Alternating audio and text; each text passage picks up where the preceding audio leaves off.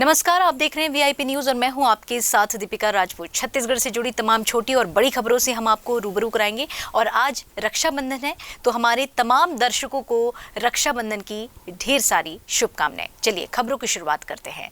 तो आज देश भर में रक्षाबंधन का त्यौहार बड़े ही हर्षोल्लास के साथ मनाया जा रहा है। छत्तीसगढ़ में भी सुबह से ही रक्षाबंधन त्योहार की धूम मची हुई है। भाई बहन के पवित्र प्रेम का यह त्योहार प्रदेश भर में उमंग के साथ मनाया जा रहा है। स्नेह और विश्वास के इस पर्व पर आज सुबह से ही बहनों ने बड़े ही प्यार से अपने भाइयों की कलाइयों पर राखी बांधी। इसके साथ ही सभी भाइयों ने अपनी बहन की रक्षा करने का वचन दिया। इधर देखना भैया,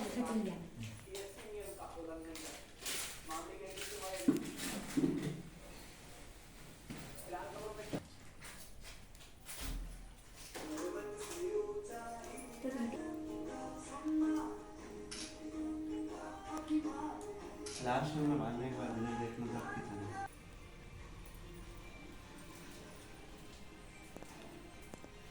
बढ़ेंगे आगे खबरों में। तो शहीद वीर नारायण के जन्मस्थली सोनाखान में उनके संघर्ष गाथा पर आधारित एक नाट्य प्रस्तुति Chhattisgarh film and visual arts society ने दी।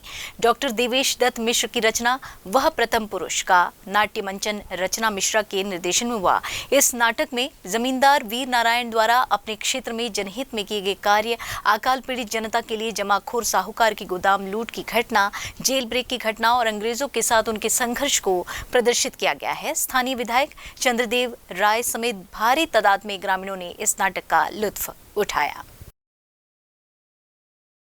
इसमें अनाज भरने में ये सब इन आदिवासियों की मेहनत है। इन्हीं से प्राप्त अनाज इस गोदाम में भरा हुआ है।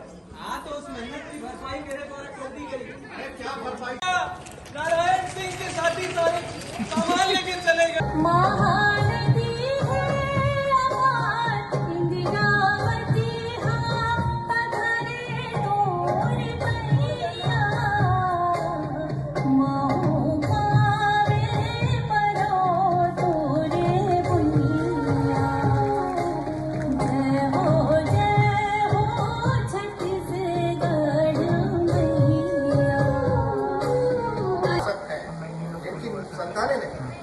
आप दयावान है महाराज।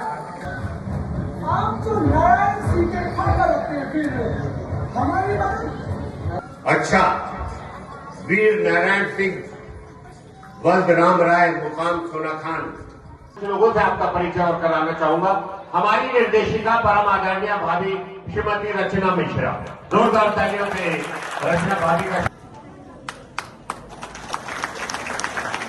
और इधर छत्तीसगढ़ कैडर में 1995 बैच की आईएएस अफसर डॉक्टर मनिंदर कौर द्विवेदी को केंद्र सरकार ने अतिरिक्त सचिव के पद पर नियुक्ति दी है। डॉक्टर मनिंदर कौर द्विवेदी वर्तमान में स्वास्थ्य और चिकित्सा शिक्षा विभाग में प्रमुख सचिव के पद पर पदस्थ हैं, जिन्हें कृषि विभाग में स्मॉल फार्मर एग्रो बिजनेस की प्रबंध निर्देशक की जिम्मेदारी दी गई थी। केंद्र सरकार के क्रमिक लोक शिकायत और पेंशन मंत्रालय द्वारा जारी आदेश में 16 आईएएस अधिकारियों की नियुक्ति को मंजूरी दी गई है।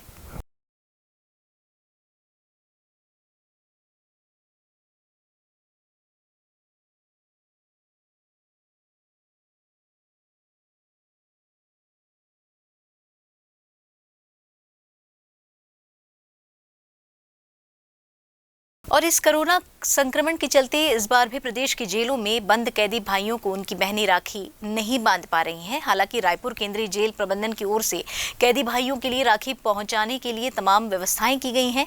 वहीं वीडियो कॉलिंग की सुविधा भी दी गई है, लेकिन भाइयों से मिलकर राखी न बांध पाने के चलते इन बहनों को मायूस होकर वापस लौटना पड़ रहा है। इस दौरान कई बहनों के आंखों में आंसू भी नजर आए। आपको हम बता दें कि साल भर में केवल आज ही के दिन इन बहनों को जेल में बंद अपने भाइयों से मिलने और कुछ समय व्यतीत करने की अनुमति होती थी, लेकिन कोरोना संक्रमण के बाद से इस पर भी कोरोना का ग्रहण लग गया है।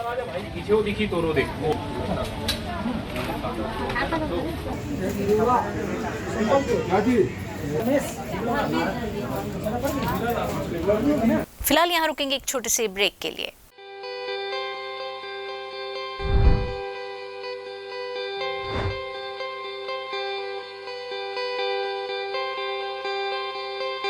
छत्तीसगढ़ सरकार प्रदेशवासियों के हितों के लिए कई सारी योजना लेकर आई है। सरकार ने अपनी योजनाओं में हर वर्ग का ख्याल रखा है, चाहे फिर वो युवा हो, किसान हो या फिर महिला। महिला सशक्तिकरण योजना नाम में ही सार छिपा है। महिलाओं के सशक्तिकरण के उद्देश्य को लेकर ही ये योजना सरकार के द्वारा लाई गई। और महिलाएं सशक्त तभी होती हैं जब उन्हें रोजगार के लिए प्रेरित किया जाए। महिलाओं के सामाजिक, शैक्षणिक और आर्थिक स्तर भी बढ़े। इस योजना में इन सभी बातों को शामिल किया गया है ताकि प्रदेश की महिलाएं हर क्षेत्र में पूरे आत्मविश्वास के साथ उभरे। महिला सशक्तिकरण योजना का लाभ हर महिला को मिले, इसके लिए एक लक्ष्य समूह बनाया गया है जिनमें बलात्कार से पीड़ित महिला या बालिका जो गरीबी रेखा से नीचे जीवन यापन करती हो, ऐसी महिला जो जेल से रिहा हुई हो, तलाकशुदा महिलाएं जो गरीबी रेखा से नीचे जीवन यापन करती हो, बाल विवाह, दहेज प्रथा, इन सभी महिलाओं को इस योजना में शामिल किया गया है। वैसे तो हर महिला अपने आप में सशक्त होती है, लेकिन कुछ वर्ग की महिलाएं ऐसी भी होती हैं जो परिस्थिति से जूझती हुई आगे नहीं बढ़ पाती। ऐसे समय में उन सभी महिलाओं के लिए छत्तीसगढ़ सरकार की महिला सशक्तिकरण योजना कारगर साबित हो रही है।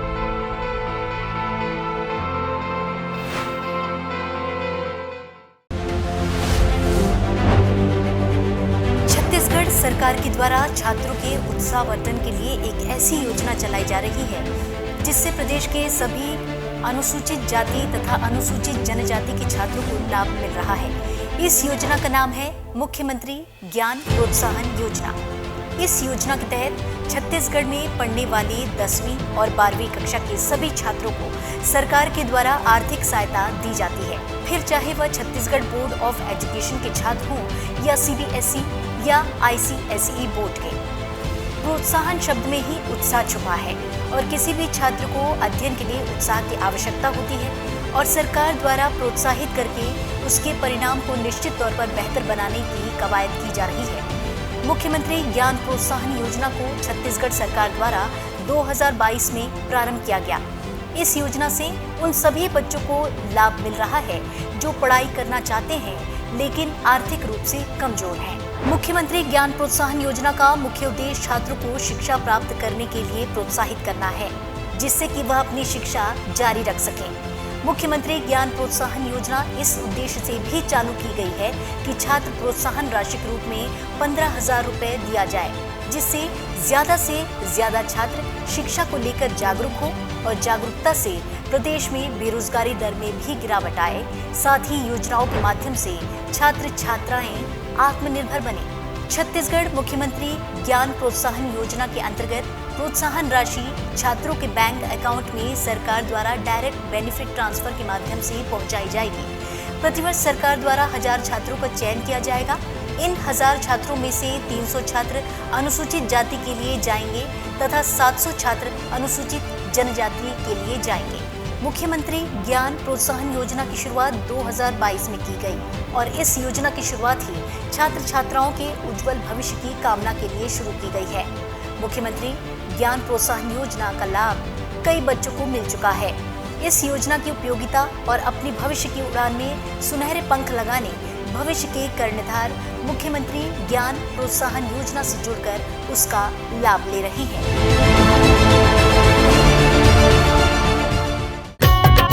छत्तीसगढ़ सरकार ने ग्रामीणों और किसानों के सहयोग से रोका छेका अभियान की शुरुआत की है। प्रदेश में फसलों की सुरक्षा और किसानों की आय में वृद्धि के साथ साथ मवेशियों को सड़कों से दूर रखने की मंशा से रोका छेका अभियान को प्रारंभ किया गया है। छत्तीसगढ़ में रोका छेका पुरानी परंपरा रही है और छत्तीसगढ़ सरकार लगातार प्रदेश की परंपरा एवं लोक संस्कृतियों के संवर्धन और संरक्षण की दिशा में कदम बढ़ा रही है। हमारे सभी किसानों की जी तोड़ मेहनत से उगाई गई फसल को जानवरों का चारा बनने से बचाने के लिए रोका छेका अभियान की छत्तीसगढ़ में शुरुआत हुई, ताकि हमारे किसानों की मेहनत पानी में न जाए और उन्हें उनका पूरा मेहनताना मिल सके। सरकार द्वारा चलाई जा रही रोका छेका योजना में किसानों की फसलों की सुरक्षा के साथ साथ मवेशियों की सुरक्षा को भी ध्यान में रखा गया है। मवेशियों के लिए गोठानों की व्यवस्था की गई है ताकि आवारा मवेशियों के सड़क पर विचरण करने से होने वाली दुर्घटना की आशंका को कम किया जा सके। छत्तीसगढ़ सरकार की रोका छेका योजना यह साबित करती है कि छत्तीसगढ़ सरकार को जनता, किसान और मवेशियों के भविष्य की चिंता है। और आगे भी इसी तरह की योजनाएं लाकर उन्नति और विकास की ओर एक और कदम बढ़ाएंगे। ब्रेक के बाद एक बार फिर आप सभी का स्वागत है। रुक करेंगे अगली खबर की ओर। तो मुख्यमंत्री भूपेश बघेल ने भाई बहनों के पवित्र त्योहार रक्षाबंधन पर्व और भोजली तिहार के अवसर पर प्रदेशवासियों को बधाई और शुभकामनाएं दी हैं। वहीं सभी नागरिकों के सुख समृद्धि और खुशहाली की कामना भी की है। उन्होंने अपने ट्विटर हैंडल पर एक वीडियो शेयर करते हुए ये कहा है कि रक्षाबंधन हमारी संस्कृति से जुड़ा महत्वपूर्ण त्योहार है जो भाई बहन के पवित्र रिश्ते को और मजबूत बनाता है। यह त्योहार महिलाओं की सुरक्षा, सम्मान, अस्मिता के प्रति हम सभी को जागरूक और प्रतिबद्ध करता है। जम्मू भाई बहनी और संगी संगवारी मल्ला जय जोहार। सभी को रक्षाबंधन और भोजली त्यौहार के बहुत बहुत बधाई। राखी और भोजली दोनों ही त्यौहार भावनाओं और रिश्तों को मजबूत करने वाला त्यौहार है।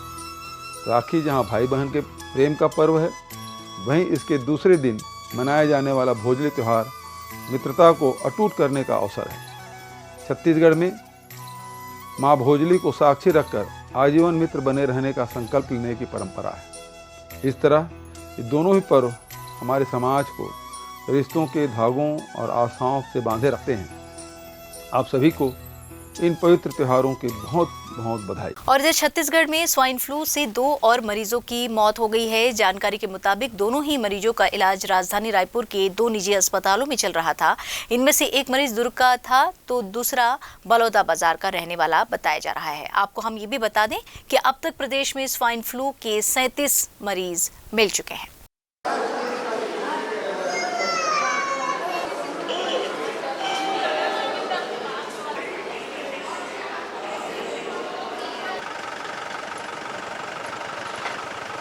और पिछले दिनों छत्तीसगढ़ की बड़ी सराफा कारोबारियों के ठिकानों पर ईडी की बड़ी कार्रवाई सामने आई थी। इस कार्रवाई में अवैध तरीके से सोना चांदी की तस्करी करने का पर्दाफाश भी हुआ है। जानकारी अनुसार कारोबारियों के ठिकानों से 16 किलो 655 ग्राम सोना और 671 किलो चांदी के साथ 1 करोड़ 41 लाख रुपए नगद सीज किया गया है। आपको हम ये भी बता दें कि 3 दिनों तक चली इस कार्रवाई में छत्तीसगढ़ और झारखंड के सराफा कारोबारियों के यहाँ जांच की गई। इस जांच में बांग्लादेश से अवैध तरीके से सोना चांदी रायपुर लाने की बात सामने आई है। ये तमाम जानकारी ईडी ने खुद अपने ऑफिशियली ट्विटर अकाउंट से ट्वीट कर दी है।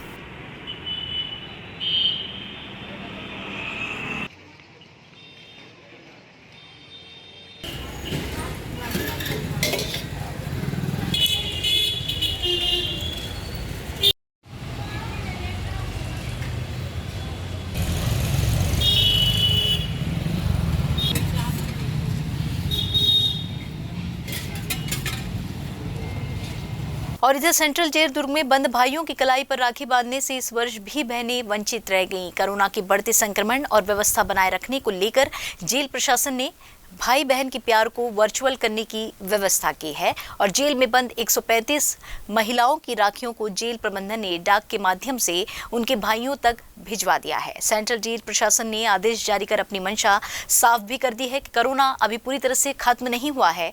इस कारण तय समय पर बहनें भाइयों से सिर्फ टेलीफोनिक व्यवस्था के द्वारा उनसे बात कर सकेंगी और देख सकेंगी। महामारी के चलते 3 साल से बहनें अपने भाइयों को राखी नहीं बांध पा रही हैं। देखिए, रक्षाबंधन के लिए इस बार जो है पुरुष बंदियों के लिए जो है अपनी बहनों से संपर्क स्थापित करने के लिए phone call and video call की व्यवस्था की गई है, जिसके लिए हमने अपने सिस्टम्स बढ़ाए हैं। साथ ही जो उनकी बहनों के द्वारा जो एक बॉक्स जेल के बाहर लगाया गया था जिसमें वो अपने भाइयों के लिए राखी डाल सकती थी, तो ऐसे बड़ी संख्या में राखियाँ जो है उस बॉक्स के माध्यम से जो प्राप्त हुई है, जिन्हें उनके बंदी भाइयों को प्रदान किया जाएगा एवं जिनके राखियाँ जो है यदि उनके बहनों द्वारा नहीं भेजी गई हैं तो जेल प्रशासन द्वारा उपलब्ध कराई जाएगी। साथ ही महिला बंदियों के लिए जो है महिला बंदियों को अपने भाइयों को भेजने के लिए उनके द्वारा राखियाँ तैयार की गई, जिसे जेल प्रशासन द्वारा डाक के माध्यम से भिजवाया गया। ऐसे 80 जो है राखियाँ जो है जेल के माध्यम से प्रेषित की गई हैं। फिलहाल यहाँ रुकेंगे एक और छोटे से ब्रेक के लिए। ब्रेक के बाद जल्द लौटते हैं।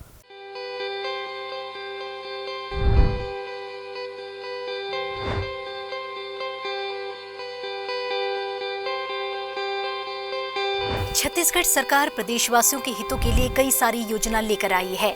सरकार ने अपनी योजनाओं में हर वर्ग का ख्याल रखा है, चाहे फिर वो युवा हो, किसान हो या फिर महिला।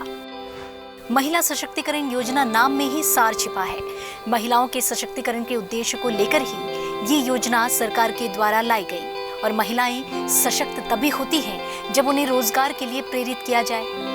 महिलाओं के सामाजिक, शैक्षणिक और आर्थिक स्तर भी बढ़े। इस योजना में इन सभी बातों को शामिल किया गया है ताकि प्रदेश की महिलाएं हर क्षेत्र में पूरे आत्मविश्वास के साथ उभरे। महिला सशक्तिकरण योजना का लाभ हर महिला को मिले, इसके लिए एक लक्ष्य समूह बनाया गया है जिनमें बलात्कार से पीड़ित महिला या बालिका जो गरीबी रेखा से नीचे जीवन यापन करती हो, ऐसी महिला जो जेल से रिहा हुई हो, तलाकशुदा महिलाएं जो गरीबी रेखा से नीचे जीवन यापन करती हो, बाल विवाह, दहेज प्रथा, इन सभी महिलाओं को इस योजना में शामिल किया गया है। वैसे तो हर महिला अपने आप में सशक्त होती है, लेकिन कुछ वर्ग की महिलाएं ऐसी भी होती हैं जो परिस्थिति से जूझती हुई आगे नहीं बढ़ पाती। ऐसे समय में उन सभी महिलाओं के लिए छत्तीसगढ़ सरकार की महिला सशक्तिकरण योजना कारगर साबित हो रही है।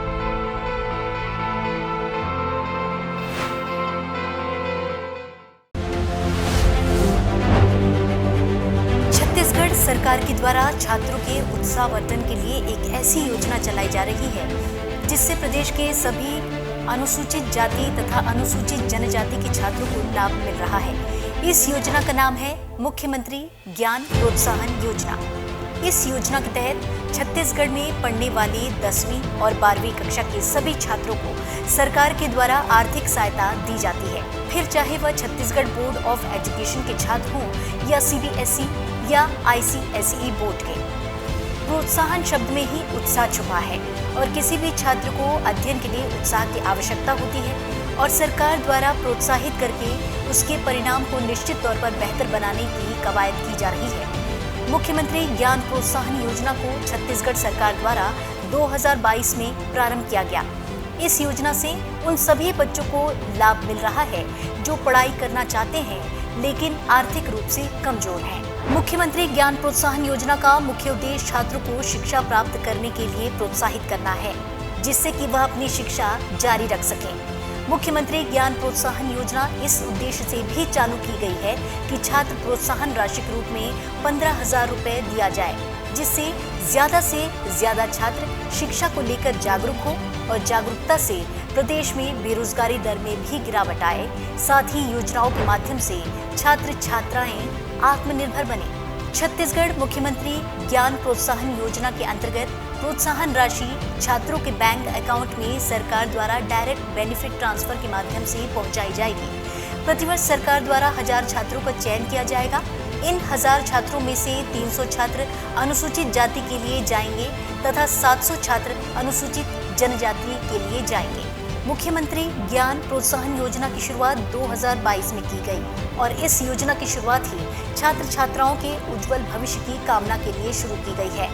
मुख्यमंत्री ज्ञान प्रोत्साहन योजना का लाभ कई बच्चों को मिल चुका है। इस योजना की उपयोगिता और अपनी भविष्य की उड़ान में सुनहरे पंख लगाने भविष्य के कर्णधार मुख्यमंत्री ज्ञान प्रोत्साहन योजना से जुड़कर उसका लाभ ले रही है। छत्तीसगढ़ सरकार ने ग्रामीणों और किसानों के सहयोग से रोका छेका अभियान की शुरुआत की है। प्रदेश में फसलों की सुरक्षा और किसानों की आय में वृद्धि के साथ साथ मवेशियों को सड़कों से दूर रखने की मंशा से रोका छेका अभियान को प्रारंभ किया गया है। छत्तीसगढ़ में रोका छेका पुरानी परंपरा रही है और छत्तीसगढ़ सरकार लगातार प्रदेश की परंपरा एवं लोक संस्कृतियों के संवर्धन और संरक्षण की दिशा में कदम बढ़ा रही है। हमारे सभी किसानों की जी तोड़ मेहनत से उगाई गई फसल को जानवरों का चारा बनने से बचाने के लिए रोका छेका अभियान की छत्तीसगढ़ में शुरुआत हुई, ताकि हमारे किसानों की मेहनत पानी में न जाए और उन्हें उनका पूरा मेहनताना मिल सके। सरकार द्वारा चलाई जा रही रोका छेका योजना में किसानों की फसलों की सुरक्षा के साथ साथ मवेशियों की सुरक्षा को भी ध्यान में रखा गया है। मवेशियों के लिए गोठानों की व्यवस्था की गई है ताकि आवारा मवेशियों के सड़क पर विचरण करने से होने वाली दुर्घटना की आशंका को कम किया जा सके। छत्तीसगढ़ सरकार की रोका छेका योजना यह साबित करती है कि छत्तीसगढ़ सरकार को जनता, किसान और मवेशियों के भविष्य की चिंता है। और आगे भी इसी तरह की योजनाएं लाकर उन्नति और विकास की ओर एक और कदम बढ़ाएंगे। ब्रेक के बाद एक बार फिर आप सभी का स्वागत है। भारतीय जनता पार्टी के हर घर तिरंगा अभियान के प्रदेश संयोजक बृजमोहन अग्रवाल बिलासपुर दौरे पर पहुंचे। इस दौरान बुधवार को भाजपा कार्यालय में कार्यकर्ताओं की बैठक लेते हुए वे कार्यकर्ताओं पर बिफर गए। उन्होंने लाइन से सभी मोर्चा अध्यक्ष, उपाध्यक्ष और प्रभारियों की पूछपरख की। इस दौरान आधे से ज्यादा लोग नदारद मिले। बस फिर क्या था, प्रदेश संयोजक ने मौजूद पदाधिकारियों से अभियान की जानकारी लेते हुए जमकर फटकार लगाई। दरअसल अग्रवाल हर घर तिरंगा अभियान के तहत तिरंगे झंडे के वितरण में हो रही लेट लतीफी को लेकर नाराज थे। इस कारण बृजमोहन अग्रवाल ने पूर्व मंत्री अमर अग्रवाल, मस्तूरी विधायक और प्रदेश प्रवक्ता कृष्णमूर्ति बांधी की मौजूदगी में भाजपा जिला अध्यक्ष रामदेव कुमावत सहित पदाधिकारियों को डांट लगाई।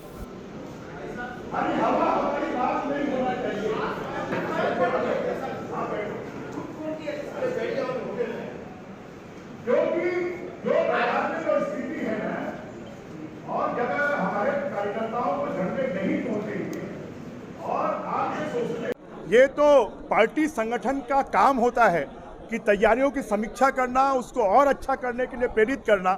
पूरे बिलासपुर जिले में 1 लाख झंडों की व्यवस्था कर उसको 1 लाख घरों में झंडा फहरे, इस बात की कोशिश है। और उसी के लिए सबको प्रेरित किया है कि सब लोग, क्योंकि ये देश का काम है, ये जो है राष्ट्र का काम है, इसके लिए सब लोग अपने अपने तरफ से प्रयास करें और हर घरों में झंडा फहराएं। रुक करेंगे अगली खबर की ओर। तो कवर्धा जिले से एक व्यक्ति के ऊपर भालू के हमले की खबर सामने आई है। घटना में मवेशी चराने गए चरवाहे पर भालू ने हमला कर दिया, जिससे युवक गंभीर रूप से घायल हो गया।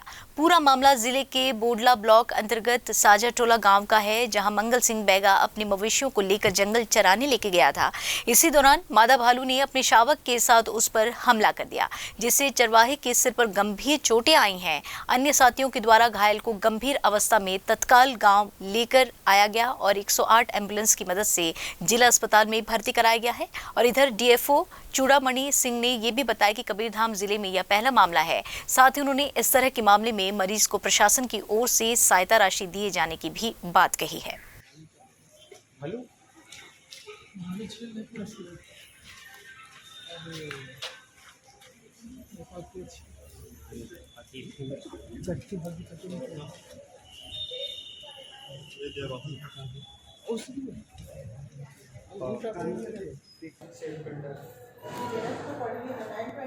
बढ़ेंगे आगे खबरों में। राजनांदगांव जिले में डोंगर गांव पुलिस प्रशासन और ग्रामवासियों के सामूहिक प्रयास से एक ही परिवार के 6 सदस्यों को रेस्क्यू कर निकाला गया है। ग्राम रुदगांव के कृषक चिंता सोनकर का परिवार बीते रात से बाढ़ की चपेट में था, जिन्हें ट्यूब से बने नाव के सहारे 6 घंटे का बचाव अभियान चलाकर सुरक्षित बचा लिया गया। लगातार हो रही बारिश की वजह से जिले के कई स्थानों पर बाढ़ की स्थिति बनी हुई है और इसी के तहत यह परिवार खेतों में काम करते हुए वहीं फंस गया था।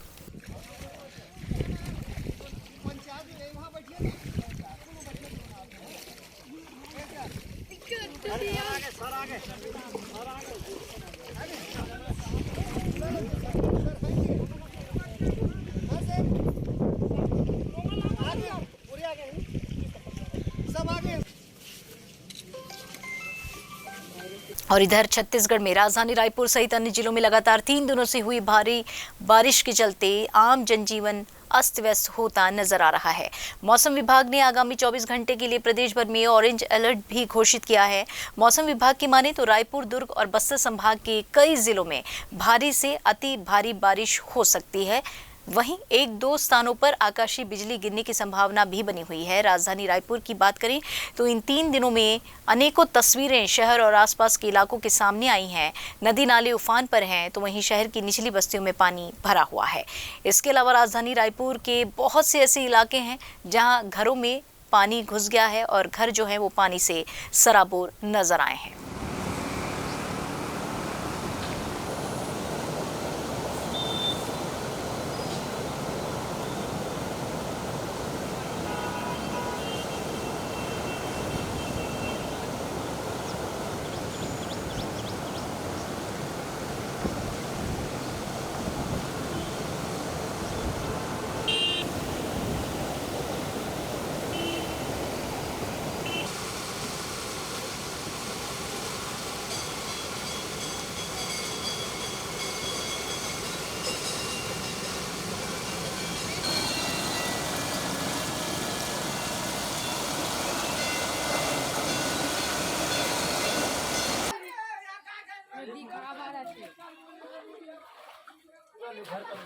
पानी वाली खेद रहे हैं। अरे पार्षद को बुलाया, पार्षद अभी तक आया नहीं है और बोलता है निगम का पूरा 60 में नाले का पैसा खाते हैं लोग सब मिल के। ये नाला है मेन नाला रायपुर का, जो कि नाले का रूप ले लिया। ये नाला का रूप ले लिया, जो नाली था पहले, अभी पूरे 60 से निगम का हर। राजधानी रायपुर सहित छत्तीसगढ़ के कई जिलों में पिछले 3 दिनों से लगातार भारी बारिश देखी गई। इन भारी बारिश के चलते आम जनजीवन अस्त व्यस्त हो गया। राजधानी रायपुर की बात करें तो राजधानी रायपुर के तमाम जो नदी नाले हैं वो उफान पर हैं। आप देख सकते हैं ये रायपुर का वो नाला है जहाँ रायपुर के तमाम जो नालियों के पानी है वो इसी नाले से होकर गुजरती है और इसकी स्थिति आप देख सकते हैं। यहाँ पर जिस तरह से पानी भरी हुई है, जो जल भरे हुए हैं, इससे साफ अंदाज़ा लगाया जा सकता है कि किस हद तक के बारिश जो है राजधानी रायपुर में हुई है। इसके अलावा भी और जो अन्य नदी नाले हैं वो उफान पर हैं। जो निचली बस्ती है राजधानी रायपुर की, उन सभी निचली बस्तियों में भी पानी भरने की जो जानकारी है वो सामने आई थी। कई सारे वीडियोज़ भी सामने आए थे। कई सारे घरों में तक घुटनों तक पानी भर गए थे। इसके अलावा जगदलपुर रायपुर नेशनल हाईवे में तक घुटनों तक पानी भरे हुए थे। और राजधानी रायपुर की जो सड़कें हैं, बात करें जो सबसे प्रमुख चौक चौराहे की बात करें तो जयस्तंभ चौक, जिसे राजधानी रायपुर का मुख्य चौक कहा जाता है, वहाँ तक घुटने तक पानी भरे होने की जानकारी भी मिली थी। वीडियो भी सामने आए हैं। लेकिन जिस तरह से लगातार 3 दिनों में हुए बारिश से जिस तरह से अस्त व्यस्त भरा माहौल देखने को मिला है, साफ ये दर्शाता है कि जिस तरह से तो तमाम दावे किए जा रहे थे निगम प्रशासन द्वारा कि इस बार जल भराव की स्थिति नहीं होगी, वो सभी खोखले इस बार भी साबित हुए हैं। अब 3 दिनों के बाद और भी आगे जो भारी बारिश की चेतावनी है मौसम विभाग ने दी है, येलो अलर्ट भी जारी किया है। और अब इस येलो अलर्ट के बाद और क्या कुछ स्थिति सामने आती है, क्या कुछ तस्वीरें सामने आती है, ये देखने वाली बात होगी। कैमरा पर्सन अमीन कुरैशी के साथ अंकित मिश्रा की रिपोर्ट, VIP न्यूज रायपुर। तो इस बुलेटिन में फिलहाल इतना ही। आप देखते रहिए VIP न्यूज। दीजिए इजाजत। नमस्कार।